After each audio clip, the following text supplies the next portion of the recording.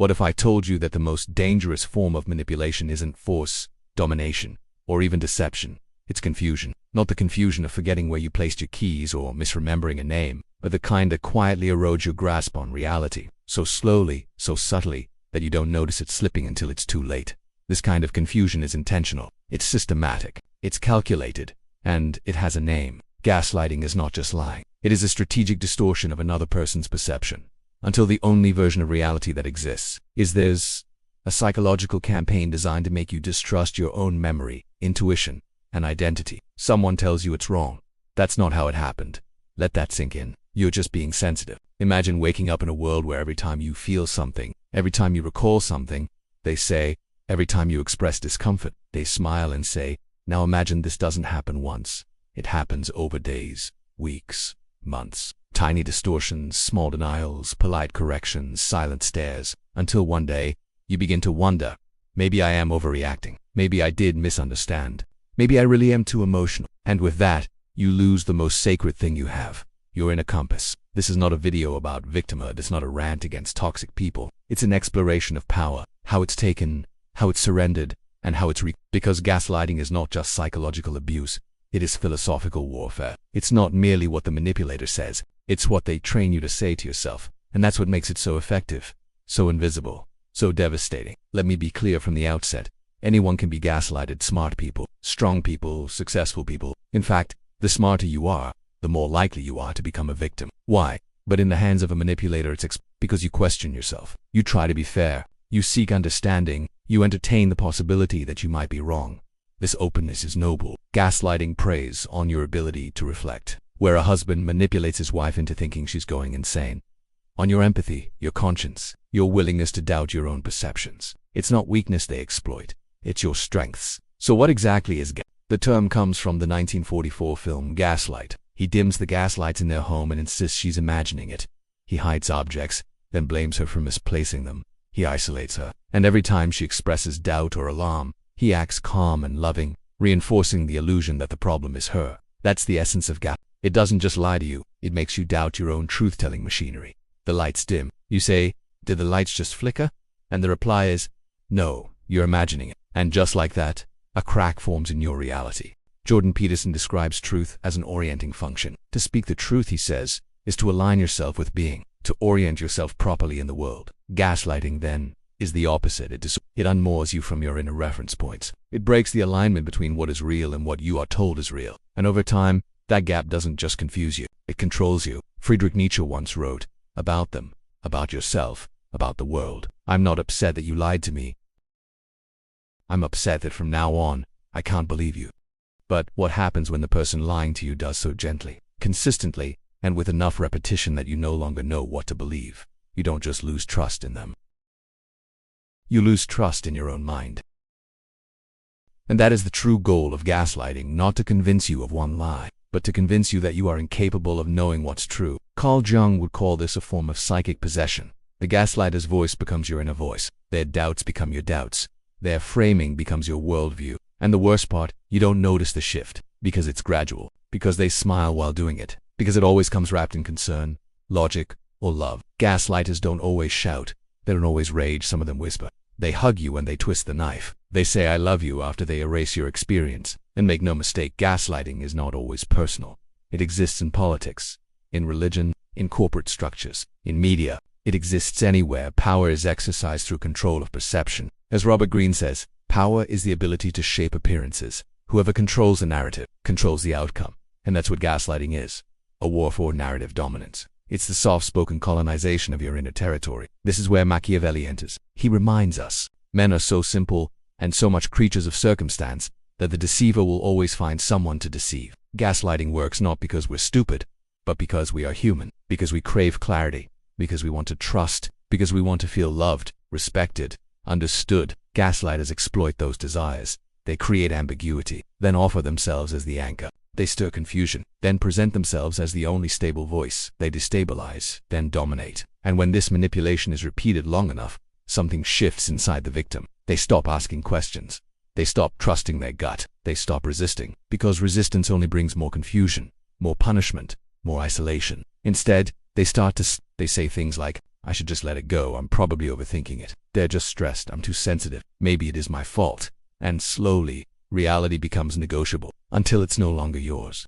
This is why gaslighting is so often misunderstood. It doesn't always look abusive. It doesn't always come with yelling or bruises.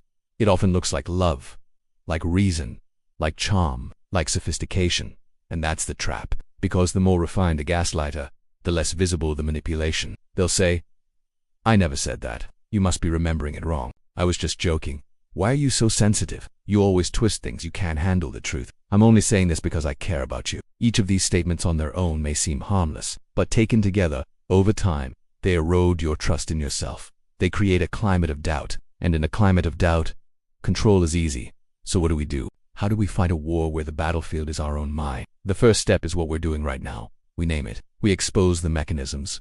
We map the terrain. We recognize the patterns. We reclaim the language. Because gaslighting thrives in silence, it thrives in ambiguity. It thrives when you don't have a name for what's happening. And once you name it, once you understand the game, the spell begins to break. In the rest of this series, we'll go far deeper. You'll learn the psychology behind how projection, denial, and the unconscious mind make it work, the tactics gaslighters use, and how to spot them in real time, the internal collapse that happens to victims, and how to heal it, the power dynamics at play, and how perception becomes a weapon, why even intelligent, self-aware people get trapped, and how to reclaim your clarity, and finally, how to turn the experience not just into survival, but sovereignty. Because as Jung said, the privilege of a lifetime is to become who you truly are. And that can only happen when you stop living in someone else's version of reality. So if you've ever felt like your emotions were dismissed, if you've ever doubted yourself in a relationship where things never quite made sense, if you've ever felt invisible, over-apologetic, or confused by someone who claims to love you, you are not weak, you are not crazy, you are not broken, you are waking up. An awakening begins with seeing through the confusion and reclaiming the one thing no one has the right to take from you. Before we can fully defend ourselves against gaslighting, we must understand where it comes from, not just in terms of its modern usage, but its historical, cultural, psychological, and philosophical roots. Because this is more than a buzzword. It's a reflection of something deeply human, our relationship with truth, power, and perception. So let's begin, not with the manipulators themselves, but with a question: what is reality? Every day, we navigate the world based on our perceptions. We remember events, we feel emotions, we interpret tones, looks, and silences. These interpretations become our internal map of the world, and that map is essential for survival. But here's the truth: that map is not objective. It's colored by memory, emotion, trauma, and personality. In other words, our reality is always filtered, and if our reality can be filtered, it can be manipulated. That's the terrifying insight behind gaslighting. Not that people lie to us, but that our own brains can be rewired by those lies. And once someone tampers with your perception long enough, they don't just influence your decisions, they begin to author your identity. The term gaslighting originates from a play written in 1938 called Gaslight, later adapted into the iconic 1944 film starring Ingrid Bergman and Charles Boyer. In the story, a husband manipulates his wife into believing she is going insane. He dims the gaslights in their home, but insists that nothing has changed. He moves objects, hides things, denies conversations, and every time she questions it, he says, "You must be imagining things. You're overreacting. You've always been so sensitive."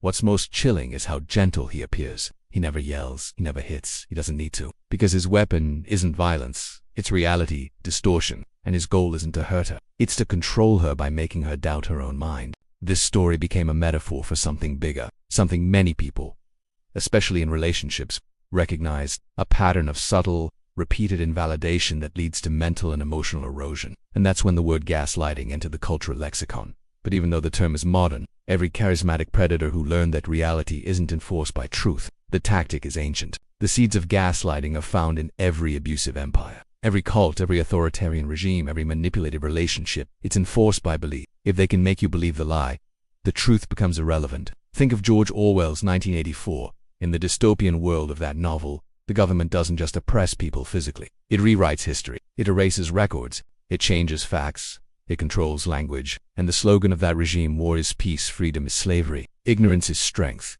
This is gaslighting at a national scale. By the time Orwell's protagonist realizes the manipulation, he no longer knows what's real. Even when presented with evidence, he feels guilty for doubting the state. He becomes a prisoner not of walls, but of confusion. Here's the first hard truth of this section. Gaslighting works because humans are social creatures who rely on shared reality to feel safe. We want our experience to be mirrored, validated, echoed. When others contradict our perception, we get uncomfortable. When they do it repeatedly, we get uncertain. And when they do it persuasively, lovingly, or authoritatively, we start to adopt their version. This is what makes gaslighting such a potent weapon. It doesn't fight you, it reprograms you. Jordan Peterson puts it this way: to tell the truth is to align yourself with being. But gaslighting does the opposite. It disaligns you. It causes you to misfire, misjudge, mistrust your own compass. And once your compass is broken, you're no longer capable of autonomous navigation. You look to others, to the gaslighter, for direction. This is why so many victims of gaslighting stay in the relationship, because they no longer trust themselves enough to leave. The abuser has become their reference point for reality. Let's take a deeper step into Nietzsche. Nietzsche believed that truth wasn't something given, it was something forged. In his world, truth isn't a gentle light. It's a sword you must wield through the fog of deception and illusion. That's why he said, "I'm not upset that you lied to me. I'm upset that from now on I can't believe you." It's not the lie itself that destroys us, it's the rupture of trust that follows. Because once truth becomes slippery, everything unravels. Friendship, love, memory, identity. Gaslighting doesn't just question your story, it infects the framework through which you understand life. Carl Jung gives us an even more haunting insight. To Jung, gaslighting is not just manipulation, it's the projection of the shadow. The shadow is the part of the psyche that contains everything we reject, deny, or suppress: anger, shame, envy, guilt, weakness. The gaslighter, unable to face their own darkness, projects it onto others. They accuse you of being what they secretly fear they are. They make you carry the emotional weight they refuse to acknowledge. And here's the twist: they need you to believe it, because if you don't, their entire self-image collapses. So they gaslight, not just for control, but for psychic survival. This means that not all gaslighters are evil masterminds. Some are psychologically fractured people who cannot tolerate their own truth, so they rewrite yours. But the result is the same. Your perception becomes a dumping ground for their unresolved psyche. As Jung said, until you make the unconscious, gaslighters are ruled by their unconscious, but their victims are reprogrammed by it. That's why this isn't just about calling out toxic people. It's about understanding the architecture of reality and how it can be hijacked. Even Machiavelli, writing 500 years ago, understood this manipulation. In The Prince, he wrote, "The vulgar crowd is always taken by appearances, and the world consists chiefly of the vulgar." What does that mean? Not by what's true. That most people are influenced by how things appear. So if you can control appearances, if you can stage the scene, craft the emotion, bend the words, you can control perception. And if you control perception, you control power. Gaslighting, then, is Machiavellian psychology at an intimate scale. It's the prince inside the home, the manipulator inside the heart, but it reflects a timeless human vulnerability, our reliance on shared perception. The tyrant inside the mirror. Let's recap. Gaslighting originated from a story, but for social validation and emotional coherence. Peterson and Orwell all warned us, explicitly or symbolically, discredit or dominate them, but always resulting in confusion, erosion, and psychological harm.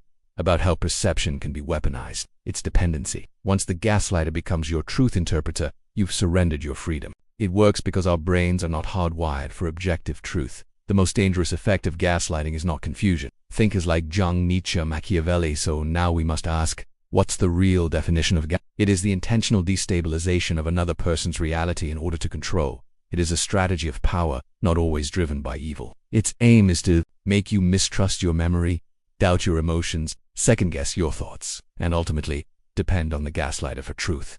This is the reprogramming of your inner world. And that's why escaping gaslighting is not just about leaving a person. It's about reclaiming your sovereignty over reality itself. We are living in an era where gaslighting is no longer rare. It happens in politics. You're not seeing what you think you're seeing. In relationships, I never said that, you're imagining things. In work, you're being too sensitive. We were just joking. In religion, doubt is a sin. In society, that's not racism. That's just your interpretation. And so, your experience gets minimized. Your emotions get erased. Your identity gets But now, you've named it, and naming is the first step of liberation. As we move forward in this series, we'll dissect how gaslighting tactics are executed, what psychological systems they hijack, and how to recover your voice, your clarity, and your power. Because remember, reality is that which, when you stop believing in it, doesn't go away. Philip K. Dick. The gaslighter tries to overwrite reality, but they cannot erase what is truly seen, truly felt, truly known. Once you awaken, and you are awakening now, let's go deeper. Gaslighting doesn't begin with behavior. It begins with psychology. To understand how gaslighting works, how it gets under the skin and rewires a person from the inside out, we have to explore what's happening beneath the surface, in the unconscious, in the mind of the manipulator. and in the mind of the manipulated. Because gaslighting isn't just what the other person does, it's what your own psyche allows, absorbs, and eventually replicates. This isn't a blame game. It's a mirror. And in this section, we'll hold that mirror up to both sides, to the manipulator, to the victim, and to the hidden psychological machinery running beneath it all. Let's begin with Carl Jung, who offers us one of the most profound insights into human psychology. The concept of the shadow. According to Jung, the shadow is the part of the psyche that contains everything we reject, repress, deny, or disown. Your envy, your rage, your manipulative urges, your shame, your fear of being small, inadequate, unseen. The shadow is not evil. It's rejected. It's everything we don't want to face in ourselves. And here's where gaslighting begins. When someone refuses to confront their shadow, they begin to project it onto others. Picture this. A person feels insecure deep down but cannot tolerate that feeling. Instead of processing it, they attack your confidence. They chip away at your self-assurance because it reminds them of what they've buried in themselves. You start to feel small. They feel powerful. But it's not real power. It's a psychological displacement. The gaslighter makes you carry what they cannot carry inside themselves. It's not just cruelty. It's cowardice masquerading as control. Jung said, everything that irritates us about others can lead us to an understanding of ourselves. But the gaslighter doesn't want understanding. They want escape. Escape from their own unconscious guilt, inadequacy, resentment. So they turn you into the scapegoat. And you start to question your own truth, not because you're wrong, but because they refuse to be wrong. Here's how projection becomes gaslighting. It triggers something unresolved in them. Instead of sitting with discomfort, they disown it, because the part they couldn't handle is now your problem. They accuse you of being unstable, dramatic, irrational. You internalize it. They feel relieved. This is the dark feedback loop of gaslighting. One person avoids responsibility. The other person absorbs the consequence. Let's now move into cognitive dissonance, a core mechanism behind why gaslighting is so effective. Cognitive dissonance occurs when a person holds two or more contradictory beliefs, values, or thoughts at the same time. It's deeply uncomfortable, and our brain will do almost anything to resolve that discomfort. For example, you believe someone loves you, but they constantly dismiss your emotions. Now you have to conflict in beliefs. They love me. They hurt me. So how do you resolve that? Most people don't discard belief. Number one, they start distorting belief. Number two, maybe I'm too sensitive. Maybe I misread what they said. They had a hard childhood. It's not their fault. And just like that, the gaslighting is no longer external.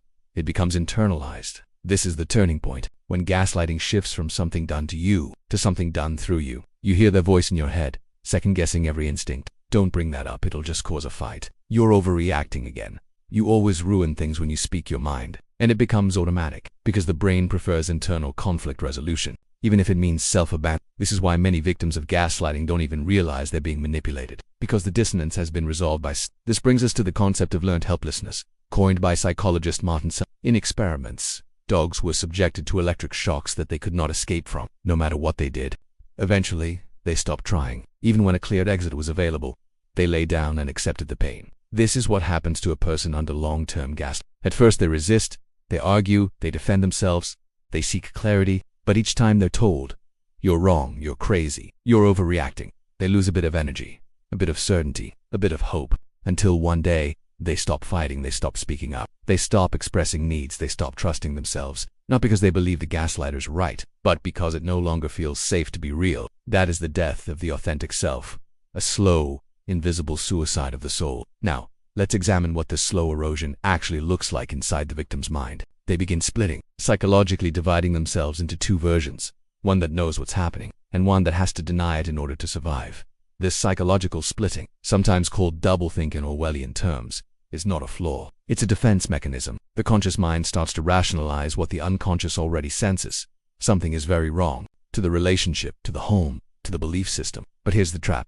The rationalization often favors the gaslighter. Why? Because confronting the truth would require massive disruption, and that disruption feels too risky. So instead, the psyche colludes with the manipulation, not because it likes it, but because it seems safer than facing the truth. At this point, the gaslighter doesn't even need to work that hard. You've internalized their voice. You've swallowed their doubts. You've become your own oppressor. You censor yourself. You second-guess your instincts. You feel guilty for things you didn't do. This is the moment when the psychological trap is complete. You're not being held anymore. You're holding yourself in the cell they built. But let's go even deeper. What kind of mind becomes a gaslighter? Not all are malicious villains. Many are wounded, avoidant, narcissistic, or deeply insecure individuals who've never been taught to face truth, only to control it. At the root, gaslighters often cannot handle shame, cannot tolerate imperfection, cannot admit fault without collapsing. So they manipulate reality to maintain a fragile set. They've built their ego on illusion, and any challenge to that illusion is a threat. So when you express pain, it's not seen as something to empathize with. It's seen as an attack. Instead of taking responsibility, they twist the story. Instead of saying, "I hurt you," they say, "Why are you trying to make me the bad guy?" This is not strength. This is a brittle mind doing anything to protect itself. And often gaslighters use what psychologists call narcissistic supply. They need others to reflect a flattering image back to them. So when you express hurt, it shatters that mirror. To restore it, they either devalue you, "You're too emotional," "You're always like this," idealize themselves, "I've done so much for you," "You're ungrateful," rewrite the story. That's not what happened. You're imagining things. This is emotional survival for them, but it's psychological war for you. Jordan Peterson speaks often about order and chaos. Truth brings order. Deception breeds chaos. When someone gaslights, they introduce chaos into your psyche, then offer themselves as the only path back to order. But the truth is, they're not offering you order. They're offering you submission. They're saying, "Let go of your perception, and I'll stop punishing you." This is not love. This is psychological colonization. Robert Greene, in the 48 Laws of Power, tells us, strike the shepherd and the sheep will scatter. Control the options. Get others to play with the cards you deal. Recreate yourself. What does this mean in the context of It means the gaslighter manufactures options that aren't real. They present the illusion of choice, while carefully scripting your emotional responses. For example, you can leave if you want. No one's stopping you. But this is said after weeks of emotional withdrawals, subtle threats, or love bombing. "I just want honesty." But when you're honest, they weaponize it against you later. This is strategic psychological control. It's not brute force. It's manipulated consent. But here's the most sinister part of the gaslighting dynamic. The victim often feels responsible for their own manipulation. They think, "I should have spoken up sooner. Maybe I am just difficult. They didn't mean it that way. I overthink everything." This internalized guilt is by design, because when someone doubts themselves enough, they become easy to manage. You don't need to silence them. They'll silence themselves. And the longer it goes on, the more complex trauma sets in. Complex trauma doesn't come from one big event. It comes from repetition, repeated invalidation, repeated minimization, repeated erasure of your emotional reality. You develop hypervigilance, always scanning for signs that you're doing something wrong. Emotional numbing, disconnecting from your own feelings because they've become a liability. Identity confusion, not knowing what you want, believe, or need. Because your inner voice has been drowned out, you become a shadow of yourself, a cautious, curated version of who you once were. So let's summarize what we've uncovered in this section. Gaslighting begins with projection. When the manipulator offloads their unresolved shadow onto you, choosing confusion over confrontation. Cognitive dissonance makes the victim contort their logic to maintain emotional safety. Learned helplessness sets in when repeated attempts at clarity or connection are met with denial, especially if they were raised in environments where their feelings, thoughts, or memories were routinely questioned. Blame or punishment. Identity fusion and enmeshment erase boundaries, creating a false sense of intimacy where control masquerades as love. Trauma imprinting and early conditioning predispose certain individuals to normalize emotional distortion, where the victim carries the gaslighter's voice inside, questioning themselves without any prompting. Internalized gaslighting becomes the final prison. These are not just academic concepts, they are lived experiences, often invisible to outsiders, but devastating to the person enduring them. Now here's the turning point.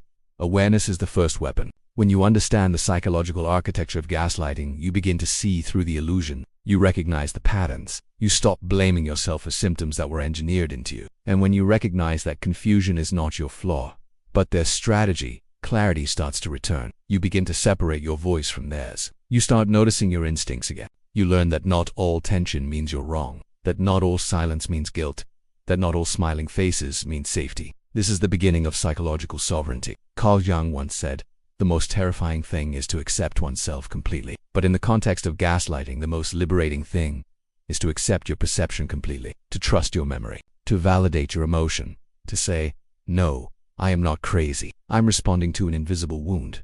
Because truth, especially in a world that denies it, becomes an act of revolution. Gaslighting is not just a psychological condition, it's a strategy. And like all strategies, it has a pattern, specific moves designed to create confusion, dependence, and submission. In this section, we expose the actual tactics, the tools of distortion, the manipulative phrases, the subtle behaviors, the deliberate contradictions. You may already know them intuitively, because you've felt them, but here, we're going to name them, analyze them, and most importantly, disarm them. Because when you can recognize the pattern, the spell starts to break. Let's begin with a foundational truth from Robert Greene, author of the 48 Laws of Power. The best deceptions are the ones that seem to give the other person a choice. Gaslighting works precisely because it's not overt domination. It doesn't chain your arms or scream in your face. Instead, it quietly scripts your reality while letting you think you're in control. That's what makes it so dangerous. Let's now examine the 10 most common gaslighting tactics, each rooted in emotional manipulation, psychological warfare, and power games. 1. It's not that deep. Trivialization is when your feelings are minimized, mocked, or dismissed. You say, "That hurt me." They say, "Relax. You're overthinking everything. It was just a joke. You're too sensitive." This tactic doesn't directly deny the event. It denies your right to feel about it. Over time, you begin to question the validity of your emotional experience. You internalize shame for feeling hurt. You start apologizing for having boundaries. You start believing that being impacted means you're too much. This tactic makes you shrink. 2. Denial of the obvious. I never said that this is the classic textbook gaslighting move. Flat-out denial of reality. You bring up something they said or did, and they respond, "That never happened. You're imagining things. I think you're confused." This is powerful, not because it's logical, but because it creates cognitive dissonance. You begin to distrust your own memory. And since memory is the foundation of self, this is not a small fracture, it's the cracking of your identity. As Machiavelli taught, whoever controls appearance, controls reality. And when someone can rewrite your past, they control your present. 3. Reversing the victim and the offender. Why are you attacking me? This tactic flips the power dynamic. You confront them for crossing a line, but instead of addressing it, they cry foul. "Wow, I can't believe you'd accuse me of that. You're hurting me right now. After all I've done for you." Now you're on the defensive. Suddenly you feel guilty, and the original issue vanishes in the emotional smoke. This is emotional. It erases your pain by centering theirs. Whether real or fabricated, you become the apologizer. They become the victim, and the cycle continues. 4. The you always, you never trap another weapon. Broad generalizations used to collapse your identity. You always make things about you. You never listen. You always take things the wrong way. These statements aren't just false. They're psychologically flattening. They don't engage with behavior. They attack character. And because they're sweeping, they leave no room for dialogue. They put you in a corner. You either accept the label or get accused of being defensive. This tactic silences your voice through shame. Over time, you start walking on eggshells, afraid to do anything that confirms the distorted narrative they've created about you. 5. Withholding. Strategic silence as a weapon sometimes. Gaslighting isn't what's said. It's what's withheld. You express emotion, and they respond with silence. Stone-faced blank, they walk away. They don't want to talk about this. Use in the moment as a tactic of control. This is called emotional abandonment. It says, "If you express your truth, I'll disappear." This trains you to mute your feelings for the sake of keeping connection. It's not just avoidance, because the human brain is wired to fear abandonment. It's punishment, and it works. You start swallowing your voice to stay in their presence, but in doing so, you vanish from yourself. 6. The confusion technique. Say one thing, do another. This is where inconsistency becomes manipulation. They say, "Of course I love you," but act cold, dismissive, or cruel. They promise change, but revert within days. They use intimacy and affection right after tearing you down. This inconsistency keeps your nervous system in high. You never know what version of them you'll get. You keep hoping that this time you'll be met with the version that loves you. And that unpredictability becomes addictive. Just like a gambler pulling the lever, this is trauma bonding. The pain-reward cycle that hijacks logic and turns gaslighting into an emotional addiction. The fake apology. "I'm sorry you feel that way." 7. This is not an apology, it's a reversal. "I'm sorry you feel hurt." Or did they just insult me in a polite tone? "I'm sorry you took it that way. I'm sorry you're so sensitive." This tactic avoids responsibility while appearing empathetic, because it uses affection as bait. It's emotional camouflage. The gaslighter preserves their innocence while reinforcing that the problem is still. You walk away thinking, did they apologize? That confusion? It's intentional. 8. Love bombing and withdrawal. The push-pull manipulation. This is often the most disorienting tactic. After hurting you, they shower you with kindness. They say, "I don't know what came over me. You're the only one who gets me. Let's forget it and just be happy." But when you express needs or boundaries, they pull away. They become cold, distant, punishing. This hot and cold dynamic creates emotional dependency. It mimics the reward patterns found in abusive relationships and addictive substances. And once you're hooked, you tolerate more and more confusion in the hope of another high. This is not intimacy. It's emotional conditioning. 9. Projection. You're just trying to control me. Projection is when the gaslighter accuses you of what they're doing. If they're manipulating you, they'll say, "You're being manipulative." If they're hiding something, they'll say, "You're paranoid and controlling." This creates a fog. You become so caught up in defending yourself against their lies, you don't see the truth of their behavior. Carl Jung said, "The things that most disturb us in others are often reflections of ourselves." But the gaslighter doesn't reflect. They project. They hurl their shadow onto you, then accuse you of being the source of the darkness. 10. Information control, strategic lies, withheld facts, and half-truths. Finally, the most comprehensive form of gaslighting. This includes lying by omission, giving you selective information, creating contradictions, insisting on facts you can't verify, controlling what others say about you. This is narrative warfare. When someone controls the information you have, they control the decisions you make. It's the same tactic used by authoritarian regimes: propaganda, censorship, control narratives. But in gaslighting, this plays out really. They twist what your friends said.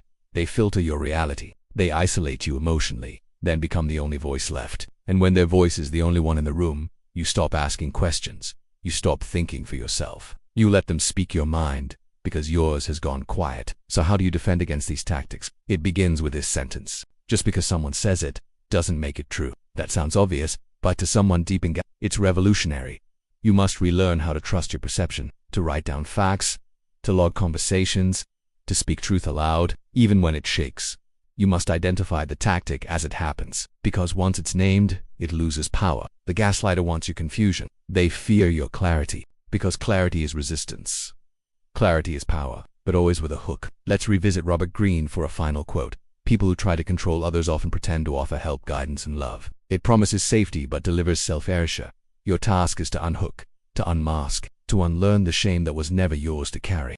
Gaslighting doesn't just confuse you, it alters you. And over time, this isn't just a relational problem. It becomes an internal crisis, a war between two selves, the one who sees clearly and the one who is afraid to believe what they see. This section is about what happens inside the victim of not the manipulator's behavior, but the slow, invisible collapse of identity, clarity, and emotional integrity. Gaslighting breaks reality. And when reality breaks, so does the person living inside it. Let's begin with the first fracture: the loss of trust in your own mind. At first, it's small. You forget where you placed something. You're told you misunderstood. You're corrected gently but repeatedly. But then it escalates. You begin to question conversations you remember. You hesitate before sharing memories. You second-guess your tone, your motives, your emotions. It's not just that you feel confused. It's that you begin to believe that your mind can't be trusted. This is the psychological equivalent of deleting your compass. And without a compass, you'll follow whoever speaks with confidence, even if they're leading you in circles. This is what Carl Jung would call ego fragmentation. The ego, your sense of who you are and how you relate to the world, isn't built to endure repeated contradictions without clarity. So what happens? The victim begins to split. One part says, "Something is wrong. This doesn't feel right." Another part whispers, "No, that's just you being dramatic. You always overreact." And in between those voices, truth becomes You start to float, disconnected, uncertain, internally divided. This is not indecision. It's disintegration. You no longer know what to believe, because believing anything feels dangerous. Let's introduce a term here: cognitive dissonance paralysis. When gaslighting is sustained, the dissonance becomes so intense that the brain stops trying to resolve it. Instead of making a decision, the victim becomes frozen. You stay in a relationship, but feel dead inside. Go to work, but feel like an imposter. The mind's last resort when reality is too painful to process. Smile and nod, but feel like you're watching yourself from a distance. This is the beginning of dissociation. You disconnect, because it's the only escape from the storm inside. Not just from others, but from yourself. And that disconnection feels like peace. But it's not peace. It's psychic numbing. Let's add to this picture learned helplessness. As we discussed earlier, repeated failure to be seen, understood, or validated teaches the brain there is no point in trying. So the victim adapts. You stop expressing your feelings. You silence your intuition. You over-apologize to avoid conflict. You live in preemptive surrender, hoping to prevent another emotional ambush. This isn't submission by choice. It's adaptive collapse. The body does what it must to survive. And in doing so, it teaches the mind to stop resisting. At this point, a dangerous dynamic takes root: self-gaslighting. Now, the manipulator doesn't have to distort your reality. You do it for them. You say, Maybe I'm just too sensitive. Maybe I made them act this way. I should just be more understanding. This is internalized blame. But it doesn't feel like blame. It feels like maturity, because you've been taught that having needs is selfish, that speaking truth is conflict, that reacting is instability. So now, you shrink without being asked. You censor your feelings. You second-guess every impulse. And worst of all, you begin to feel grateful when they're nice to you, because kindness now feels like a reward, not a right. This leads us to the next consequence: identity erosion. Ask any long-term victim of gaslighting, what do you want? What do you feel? What do you believe? And often, there's a pause, because over time, their entire identity has been shaped around survival, not authenticity. You become who they need you to be, who won't cause conflict, who keeps the peace, who apologizes first, who asks for less, who doesn't rock the boat, because removing it risks abandonment, conflict, or collapse. You wear a mask that they approve of, but inside, the real you is suffocating. Now let's talk about the emotional symptoms. These may not be visible from the outside, but inside the victim, they accumulate like a quiet avalanche. Common emotional symptoms include chronic guilt, inability to relax, emotional numbness, hypervigilance, sudden tears or shutdowns, fear of speaking honestly, deep confusion around what is real. You no longer cry from sadness. You cry because the truth is too far away to reach. And when someone says, "Just speak your truth," you panic because you don't know where that truth lives anymore. This emotional erosion has a spiritual dimension, because when your perception is taken from you, you begin to doubt your soul. You start wondering, maybe I'm the problem. Maybe I deserve this. Maybe no one else could love me. And that's the final, fatal wound. Self-rejection. You reject the part of yourself that wants clarity, that needs respect, that longs for truth. You betray yourself to stay loyal to someone who betrayed you. This is not weakness. It's trauma logic. It's what survivors do when love becomes punishment. Let's now explore the behavioral patterns that emerge. Fawning. You become excessively accommodating to avoid conflict. People please. You measure your worth by how easy you are to handle. You feel the need to justify every emotion, decision, or need. Silencing. You avoid expressing feelings because they've always been used against you. You say sorry for existing, for needing, for remembering. These patterns are not just coping mechanisms, they're survival adaptations. And like any survival strategy, they come at a cost. The cost is you.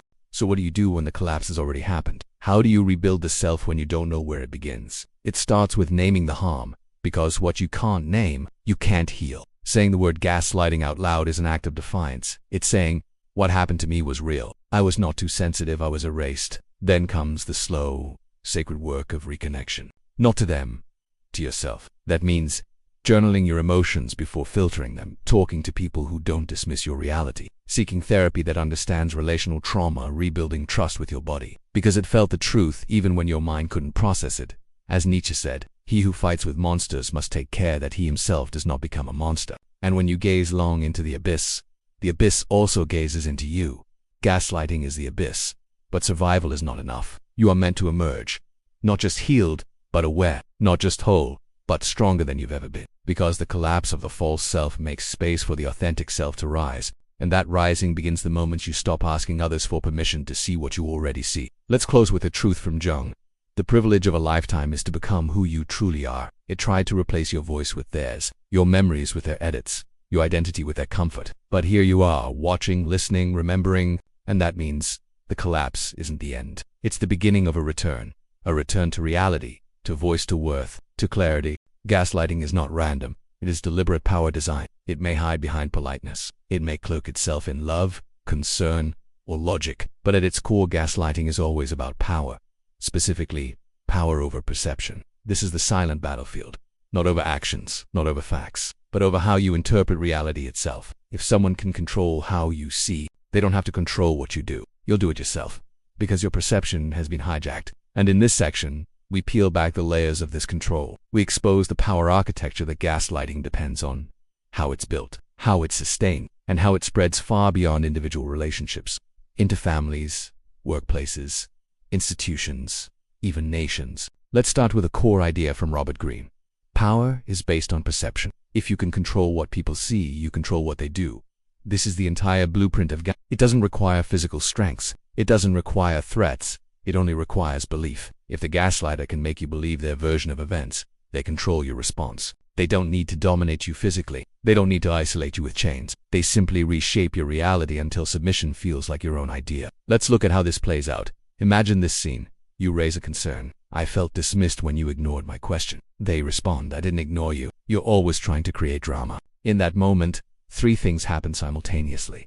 They deny the behavior, they reframe your motive, they redefine the meaning of the interaction, and now, instead of focusing on what happened, you're forced to defend who you are. This isn't just gaslighting, it's a power pivot. The conversation is no longer about them, it's about you. And that pivot is how the gaslighter keeps the upper hand. Now let's talk about authority and illusion, or assign themselves some kind of moral, intellectual, or emotional authority in the relationship. Gaslighters often assume they position themselves as the reasonable one, the one who keeps it together, the one who's always right, the one who knows what's really happening. They say things like, I'm just being logical. You always make things emotional. You don't understand how this works. You're too sensitive to see clearly. This is role-based dominance. They play the role of teacher, therapist, savior, expert. It redefines the rules of reality. And you get cast as the emotional mess, the irrational child, the overthinker, the burden. This imbalance doesn't just shift power. You're no longer allowed to trust yourself because the authority says otherwise. Jordan Peterson puts it this way, if you can convince someone that their suffering is their own fault, when it's not, you own them. This is the gaslighter's trick. They don't deny your suffering, they just reassign the blame. Now, your pain isn't from their betrayal. It's from your trauma, your sensitivity, your inability to move on. So instead of confronting the power imbalance, you begin a private crusade to fix yourself. They remain untouchable. You remain ashamed. This is perception-based subjugation, and it works brilliantly, devastatingly. Let's now talk about the three core power moves used in gaslighting. 1. Control. This is the foundational move. Reshape the victim's understanding of events. That's not what happened, you're remembering it wrong. You misunderstood what I meant. They're not trying to win an argument, they're trying to win the frame. Once they control the frame, they control the outcome. It's like a courtroom where they're the judge, the jury, and the lawyer, and you're the only one on trial. 2. Motive. Inversion. This tactic reframes your intent. You say, I want clarity. They say, you just want to be right. You say, I want to be heard. They say, you just like playing the victim. This is deeply powerful because it flips the emotional charge. Instead of being a truth seeker, you become the villain. Instead of being hurt, you become manipulative. Instead of asking questions, you become interrogative. And so you stop asking. That's the point. 3. Control through chaos. The gaslighter keeps things unstable. They change plans without notice, react inconsistently, say one thing and do another. Withdraw affection, unpredictably alternates between warmth and punishment. This inconsistency forces your brain into survival mode. You start focusing entirely on managing the gaslighter's mood, trying to stay ahead of their next move. This makes them the center of your world. And the more chaotic they are, the more centered you become around them. It's a power move disguised as dysfunction. Let's return to Machiavelli, who understood this better than most. In The Prince, he wrote, it is much safer to be feared than loved. If one must choose, the gaslighter doesn't make you fear physical violence, they make you fear disconnection. Fear abandonment, fear humiliation, fear being too much. That fear controls you. It makes you second-guess your truth, mute your feelings, doubt your instincts. And that self-suppression is obedience. Another quote from Machiavelli. The vulgar crowd always is taken by appearances, and the world consists chiefly of the vulgar. In gaslighting, this principle becomes personal. The gaslighter maintains a public persona, charming, helpful, reasonable. So when you finally speak up, no one believes you. You're seen as erratic, emotional, unstable.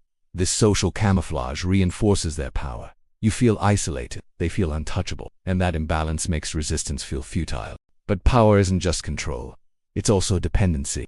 The gaslighter doesn't just want to dominate, they want to be needed. So they alternate cruelty with affection, devaluation with validation, control with care. They become the wound and the bandage, and you learn to seek comfort from the person who caused the pain.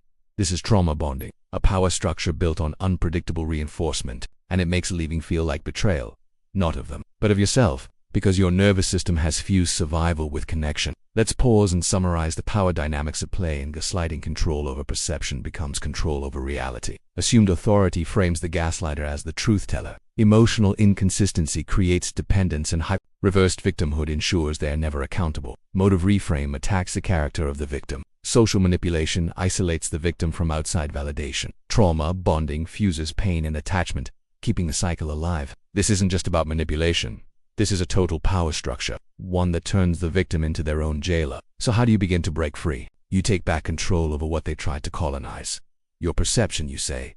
I believe my memory. My emotions are valid, I don't need to justify my experience. Silence doesn't mean I'm wrong. Their confusion is not my responsibility. This is not arrogance, it's reclamation. Because once you stop playing by their frame, their control begins to collapse. They can no longer win by twisting your logic. Because you've stopped needing their validation to believe your truth. As Jordan Peterson says, the truth will set you free, but not until it's done with you. The truth of gaslighting is brutal. It reveals how power can corrupt not just leaders, but lovers. Not just tyrants, but partners. Not just nations, but narratives. But facing that truth is not the end. It's the beginning of psychological freedom, the kind of freedom that can no longer be taken with a smirk, a shrug, or a lie. There's a myth we need to destroy, a comforting lie we tell ourselves. It goes like this: gaslighting only happens to weak people. If you're smart, aware, or emotionally strong, it can't happen to you. But that's not just false, it's dangerous. Because in reality, intelligence and emotional depth don't make you immune to gaslighting, they often make you more vulnerable. Why? Because gaslighting doesn't prey on ignorance, it preys on insight. It hijacks empathy. It weaponizes introspection. In this section, we explore why the most thoughtful, articulate, self-reflective individuals are often the ones who fall the hardest, and how to reclaim your strength without giving up your heart. Let's begin with this paradox. Make you easier to manipulate. The very traits that make you emotionally intelligent. You care, you reflect, you give the benefit of the doubt, you take responsibility, and that makes you a perfect target for someone who will never do the same. Where a less aware person might walk away at the first sign of emotional abuse, a highly intelligent or empathic person asks, did I contribute to this? Am I projecting something? Maybe I misunderstood their tone. I know they've been through a lot. This isn't weakness, it's compassion. But compassion without boundaries becomes self. Let's break down the 5 traits that make intelligent, aware people vulnerable to gaslighting. 1. High self-accountability. You've trained yourself to look inward, you've studied attachment, you've worked through your trauma, you've learned how to regulate your emotions. So, when a conflict arises, you instinctively ask, what part of this do I own? That's noble, but in a gaslighting dynamic, this becomes a double-edged sword. Because while you're examining your behavior, they're rewriting the narrative. They're not interested in fairness. They quietly step back, content to let you do all the emotional labor. They're interested in control, and every time you assume more blame than necessary, eventually, you become the self-policing system for their manipulation. 2. A desire to understand. Highly aware people seek meaning. They want to understand why someone behaves the way they do. They know hurt people hurt people. They see the inner child beneath the cruelty. They recognize patterns. They want to fix, to heal, to redeem. But gaslighting is not a wound to be healed. It's a strategy to dominate. Trying to understand a manipulator who refuses to be honest is like trying to put out a fire by hugging it. The more insight you apply, the more entangled you become. Because every aha moment keeps you engaged in the dynamic, while they face no consequences. 3. Empathy as identity. Smart, sensitive people often pride themselves on their emotional intelligence. They don't want to be reactive. They don't want to stoop to manipulation. They want to be better. But gaslighters rely on that. They provoke, distort, then accuse you of being unstable when you finally react. And because you value your identity as reasonable, you internalize that accusation. You think, I lost control. Maybe I am the problem. I should have communicated better. I need to be more patient. But gaslighting doesn't respond to patience. It responds to boundaries. Your empathy becomes the leash they use to drag you deeper. 4. Complex thinking. Nuanced thinkers can hold multiple truths. They can see shades of gray, they can tolerate ambiguity, but gaslighters exploit that, then accuse you of being too rigid if you object. They flood you with contradictions. You say, that's not what you said last time, they say. You always twist my words. It's more complicated than that. You want to account for context. They want to blur the context so they can never be pinned down. This is a form of intellectual entrapment. You end up spending hours trying to figure it out, to reconcile contradictions, to understand what went wrong. And while you're lost in that maze, they tighten the strings. 5. The belief that truth will win. Emotionally mature people believe in growth, in conflict resolution, in emotional honesty. They believe that if they just explain things better, the other person will eventually understand. This is a noble faith. But with a gaslighter, it becomes a trap. Because gaslighters aren't confused. They're strategic. They pretend not to understand. So you keep explaining, over and over, until you're exhausted. They drain your hope in tiny sips. And the worst part, you still believe you're one conversation away from a breakthrough. But there is no breakthrough, only breakdown. Let's now introduce a deeper layer, the shadow of competence. As Jung would say, a man is only whole when he can integrate both his light and his shadow. Smart people often disown their own darkness. They don't want to be like the people who hurt them, so they avoid anger.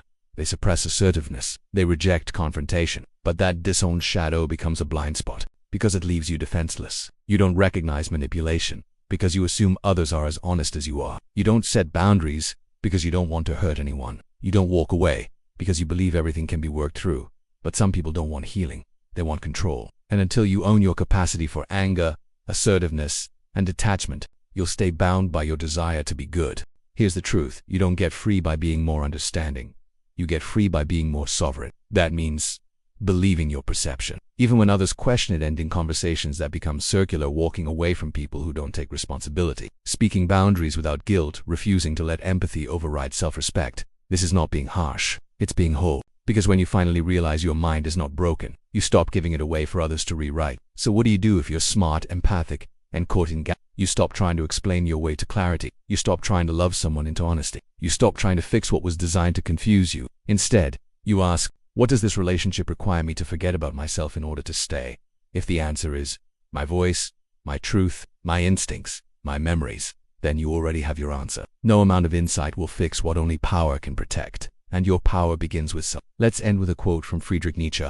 There are no facts, only interpretations. That may sound nihilistic, but in the world of gaslighting, it's a warning. If you don't trust your interpretation, someone else will gladly give you theirs.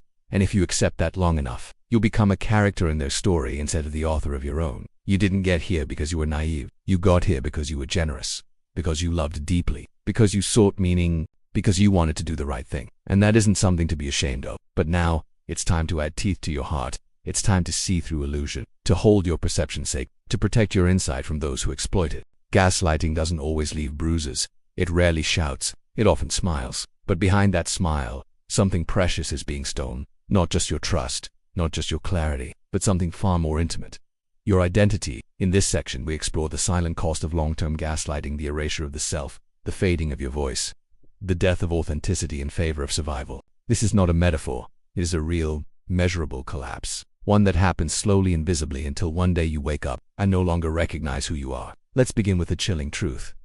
Gaslighting doesn't just change how you feel about someone, it changes how you feel about yourself. And over time, it doesn't just make you doubt your memories or your judgments. It makes you doubt your entire inner world, your preferences, your personality, your values, your needs. They all start to wither under the weight of chronic distortion. This is not weakness, it's adaptation. Because when you live in a state of constant second-guessing, when your perception is dismissed, your feelings minimized, your boundaries punished, you don't just adjust your behavior, you adjust your identity. You begin to sculpt yourself around someone else's comfort. You learn which parts of you are too much. You shrink what's inconvenient. You silence what's confusing. You cut off what makes waves, and what's left? A curated version of you. A mask that won't get punished. A personality optimized for survival. Carl Jung called this the false self. It is the persona we build when the real self feels unsafe to express. The most terrifying thing, Jung wrote, is to accept oneself completely.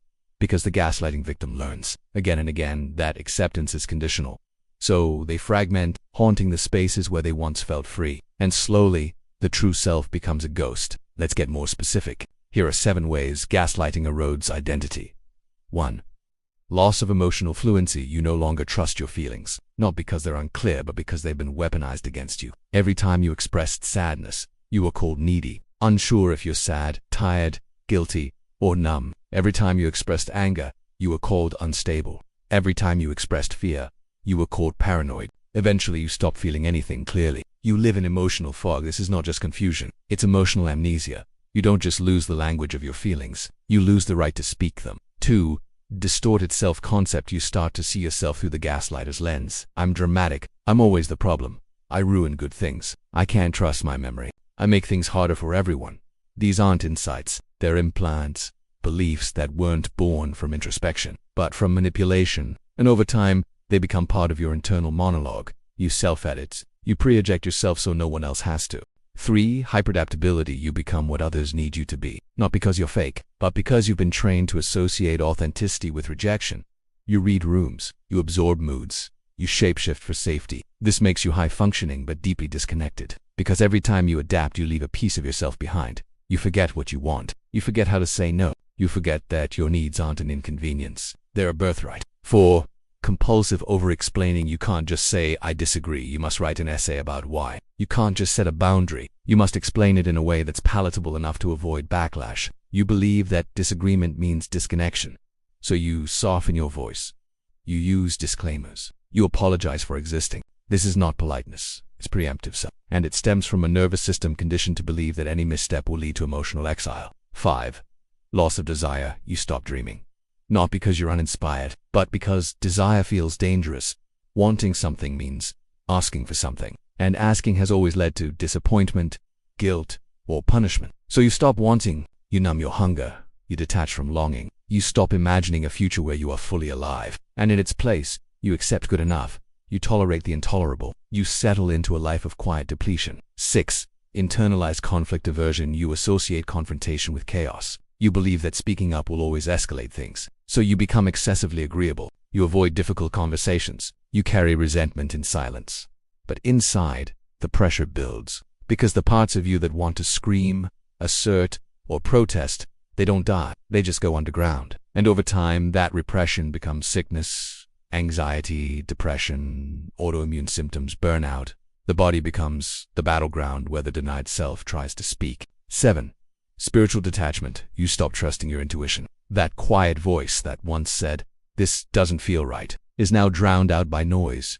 You no longer feel guided. You feel lost and angry, because the one relationship you could always count on, your relationship with yourself, has been sabotaged.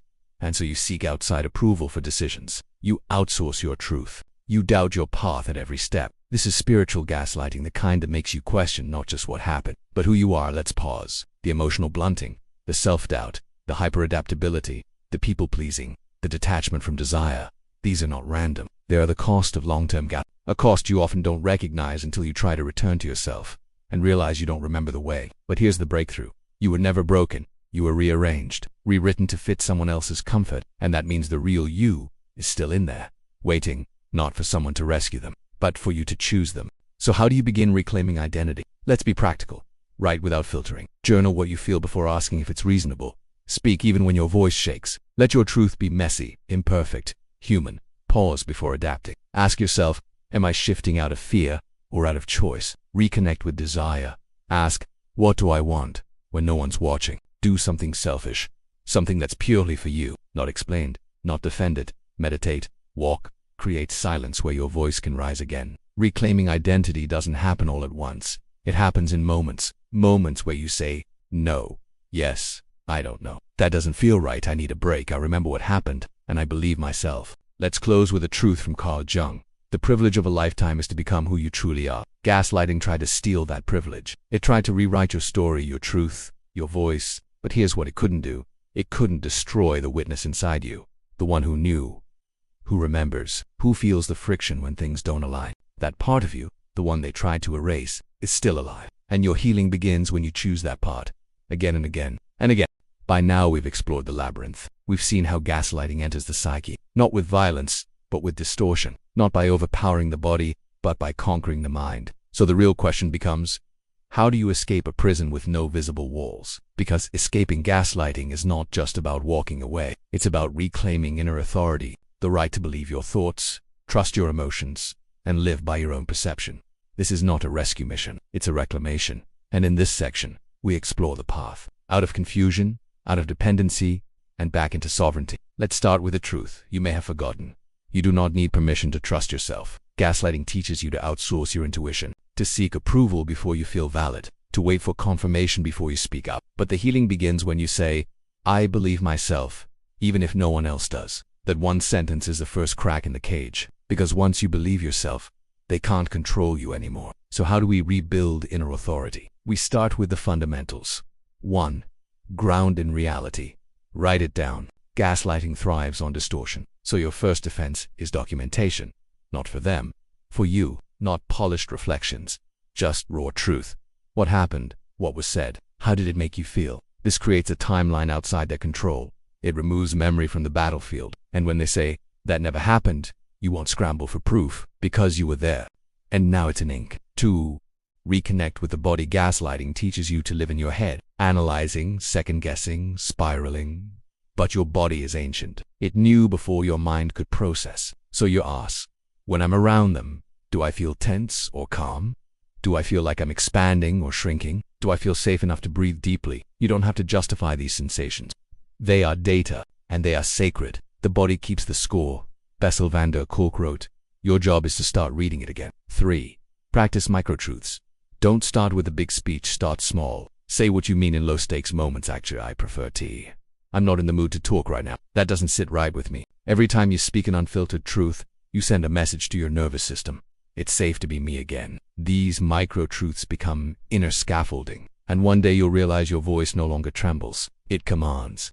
4. Disengage from the game. Gaslighters love arguments, because the argument itself is the trap. It's not about resolution, it's about destabilization, so stop playing. If the conversation loops, exit. If they reframe your motives, don't explain. If they bait you with silence, let it be silent. You are not obligated to perform sanity for someone committed to your confusion. Your peace is not rudeness, it's resistance. 5. Set boundaries without justifying. Gaslighting turns every no into an interrogation. But here's the shift. A boundary is not a debate. A boundary is a declaration. You don't need a perfect reason to say, that doesn't work for me, I'm not discussing this right now. Please don't raise your voice at me, I'm leaving this conversation. Every time you hold the line, you rewire your nervous system to believe. My safety matters. My time matters. My energy matters. This is how the inner self begins to rise again. 6. Speak the truth, even if it shakes. This is what Jordan Peterson calls the antidote to chaos. He writes, to stand up straight with your shoulders back is to accept the terrible responsibility of life. And in gaslighting, that responsibility is simple but terrifying. To tell the truth when lies have kept you safe. You don't need to shout, you don't need to fight. You only need to stop abandoning your own perception. Truth doesn't have to be loud. It only has to be real. 7. Seek reflection. Not permission. Healing doesn't mean isolation. It means refining your mirror. Talk to people who reflect your experience. Not to convince yourself, but to remember, I'm not crazy, I'm not alone. I'm not the only one who sees this. Join groups, read survivor stories, talk to a trauma-informed therapist. Every time someone reflects your truth, your internal compass realigns. Not because they gave you truth, but because they reminded you what it sounds like. 8. Reclaim emotional territory. Gaslighting leaves emotional landmines. Guilt for saying no, shame for having needs, anxiety when you're not over-explaining. But these are not flaws. They are echoes of the manipulation. So instead of fighting the emotion, witness it. Ask, whose voice is this guilt coming from? What's the worst thing I believe will happen if I speak up? What age was I when I first learned silence was safer than truth? This is not overthinking, it's emotional excavation. And every buried part you unearth becomes a weapon against silence. Let's talk about when to leave. Sometimes the only escape is literal. You leave the relationship, you leave the job, you cut contact with family. And that decision feels like death. Because the gaslighter has convinced you that you'll be alone, unloved, or punished. But ask yourself, is staying helping me come home to myself? Or making me forget who I am? If the answer is the latter, you already know what to do. Freedom isn't always safe, but it is yours. And it's better to walk alone in clarity than stay connected through distortion. Now, let's dismantle some mental traps gaslighters leave behind. Trap number 1. Maybe I overreacted. Response: your feelings don't have to be perfectly proportional to be valid. An emotional wound is not invalid just because someone else thinks it's too much. Trap number 2. I just need to be more patient. Response: patience is not a cure for manipulation. You're not healing the relationship. You're draining yourself to maintain it. Trap number 3. But they have a good heart. Response: intentions don't erase impact. A knife cuts the same, even if the person holding it loves you. Trap number 4. I can't leave. I'll be alone. Response: being alone with your truth is better than being surrounded by people who dismantle it. You are not lonely when you are with yourself. You are loneliest when you're around people who refuse to see you. And finally, let's talk about forgiveness. Not for them, for you. Forgiveness doesn't mean returning. It doesn't mean minimizing. It means I will no longer keep wounding myself in their absence. You release the weight. You reclaim your time. You restore your energy. Because your future cannot be built on stories written by people who wanted you erased. Carl Jung said, I am not what happened to me. I am what I choose to become. Gaslighting tried to make you become a shadow, but now you are choosing something else. You are choosing voice, vision, groundedness, power, not the power to dominate others, but the power to never again let someone dominate your perception. Let's take a breath. You've made it through the storm. You've walked through manipulation, confusion, collapse, recovery. You've faced the mirror.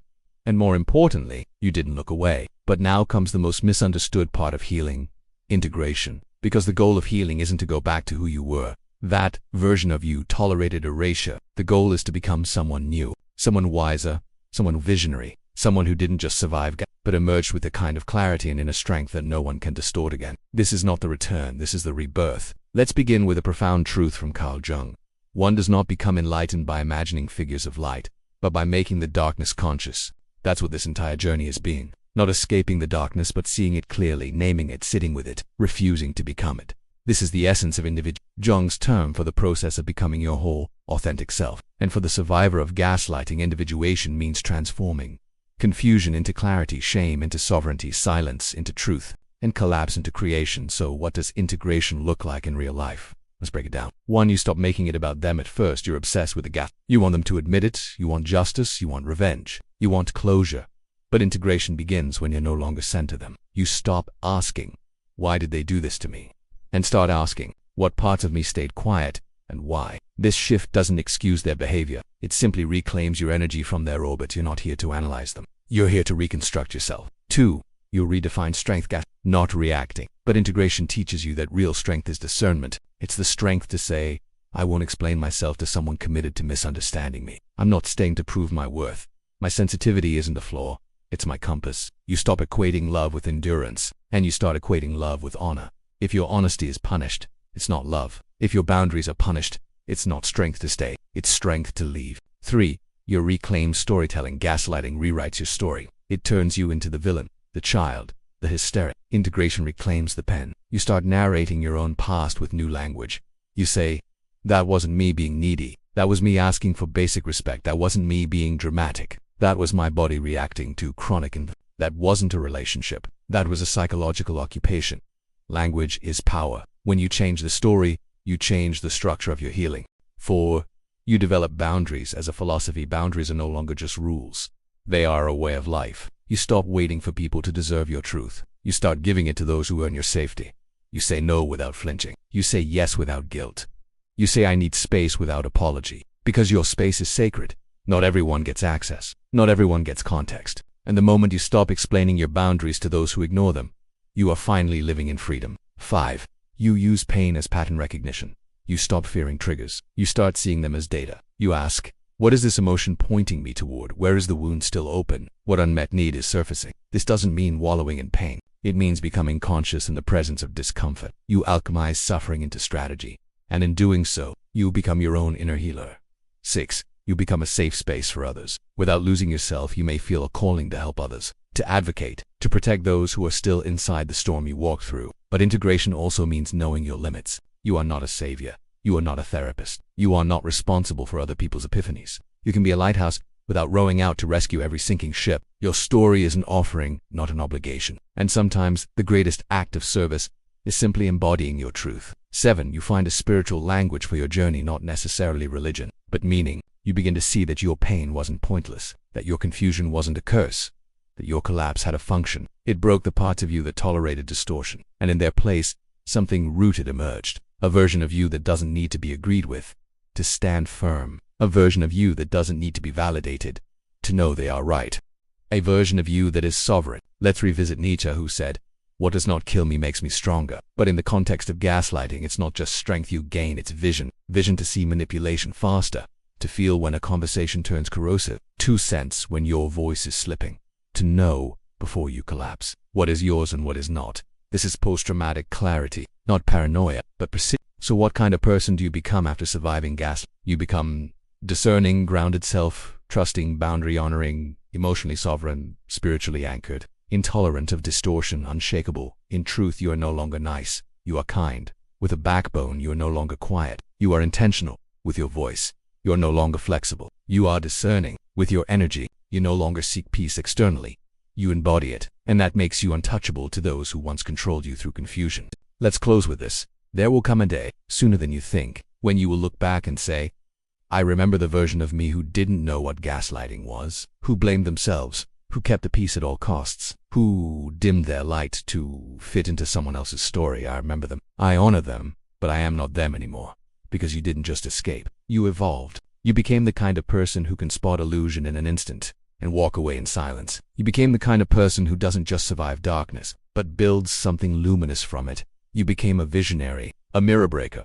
You became someone who can never again be Welcome home.